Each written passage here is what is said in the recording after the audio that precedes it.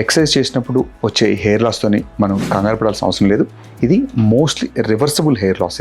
దీనికి రెండు టిప్స్.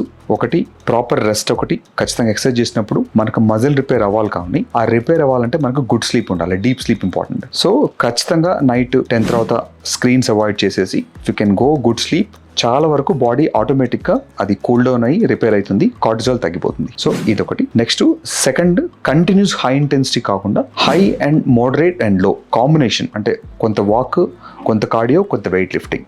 అది కాంబినేషన్లో చేస్తే మీకు బాడీకి కూల్ అవ్వడానికి, రిలాక్స్ అవ్వడానికి మనకు ఛాన్స్ దొరుకుతుంది. సో ఈ 2 టిప్స్తోని మనం ఎక్సర్సైజ్ నుంచి వచ్చే హెయిర్ లాస్ని మనం కంప్లీట్గా స్టాప్ చేసి రివర్స్ చేసుకోవచ్చు. ఖచ్చితంగా exercise is beneficial to body. Hair loss అయితే మాత్రం ఎక్సర్సైజ్ని ఆపొద్దు. సో దీంతో చాలా మంది స్విమ్మింగ్ కూడా ఇదే కంప్లైంట్ చేస్తారు. స్విమ్మింగ్ కూడా క్లోరినేటెడ్ వాటర్లో కనుక మనం బాడీ కనుక కాంటాక్ట్ అయినప్పుడు కొంత హెయిర్ లాస్ అయ్యే అవకాశం ఉంటుంది. ఖచ్చితంగా దానికి మీరు గుడ్ స్విమ్ క్యాప్స్ పెట్టుకొని హెయిర్ని కనుక మనం వాటర్ కాంటాక్ట్ లేకుండా చేయగలిగితే మనకు స్విమ్మింగ్ కూడా excellent thing for a body. మన బాడీకి మంచి ఎక్సర్సైజ్ అది.